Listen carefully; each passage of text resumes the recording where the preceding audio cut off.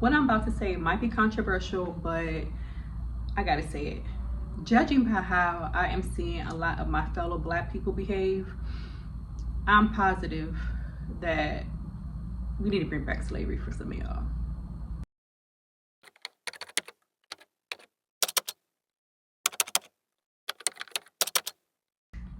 Hey, what's up, friends? It's Dr. Burgandi Collins, chiropractor in real life, and I just gotta have a moment with my people.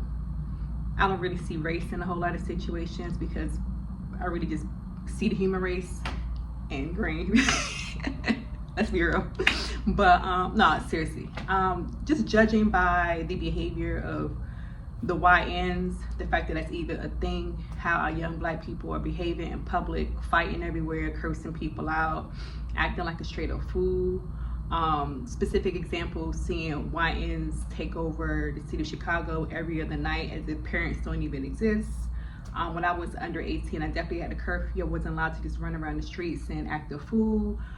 The fact that McDonald's are now restricting people who are under 21 from even sitting down to eat because of the behavior that's happening in my area, in the Fairfax County area.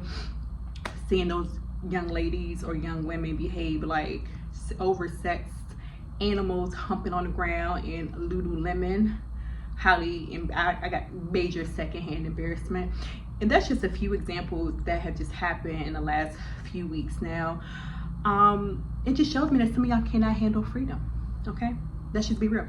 Some of y'all need a master. Some of y'all need somebody to direct what you're allowed to do, how you're allowed to do it, your very freedom.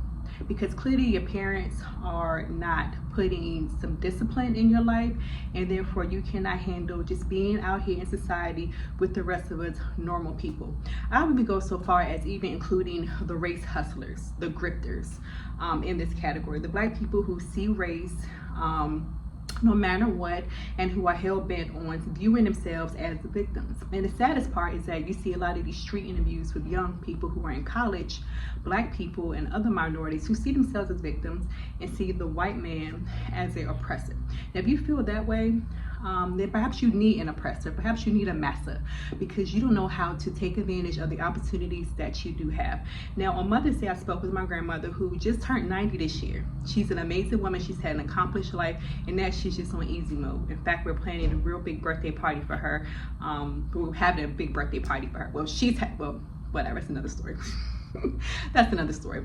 But anyways, I'm talking to her about just thanking her for her endurance, her ability to just persevere through some of the darkest moments in our country's history. The fact that she lived through segregation, Jim Crow, real life racial discrimination. However, she was able to marry her high school sweetheart. They traveled the world with the Air Force because my grandpa was in the Air Force. They raised 3 children, retired in Southern Virginia, and just had a very full, wonderful life, despite the fact that they weren't allowed to they weren't treated as equals to white people.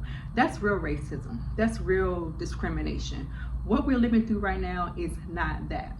And to add on that, I thanked her for her entire generation, generations before her, who persevered, who allowed me an environment in which I was able to go to college, get degrees, and pursue a profession that I felt strongly about, that I'm able to now in turn help people. And it's not even about race, but they actually persevered and went through some really hard things and made some very hard decisions. I'm just so grateful for my lineage. I'm just so grateful for the legacy. I'm just so grateful for real African American people who were here, who really went through some stuff and allowed for me to live in this world. And I see a bunch of y'all people, young people particularly, even I'm in my 40s, I see women my age acting extremely ghetto, extremely materialistic, money hungry, just complete ignorant. You walking around with bonnets on, pajamas on in broad daylight, you're cussing everybody, you're saying the N-word everywhere, and you get mad at a white person or Hispanic person or anybody else who uses the N-word. Well, you use it freely and you use it in the music. And then you uplift like the most degenerate behavior in our society. So just to circle back to my original point, I'm about to wrap it up. But again, I think we need to bring back slavery, because some of y'all need masters, not me. I don't want no slaves either. But I'm just saying, some of y'all need a master. Y'all need somebody to get you in order, get you in check, because clearly you cannot handle being an individual and you cannot handle freedom. So go ahead and write your stupid little comments below about how, I don't know, I'm Uncle Tom, which clearly shows you never read the book Uncle Tom, because if that's the case you wouldn't be saying it. But yeah, real black people stand up, because the rest of them, and I don't want to say the N-word, the rest of them are embarrassing.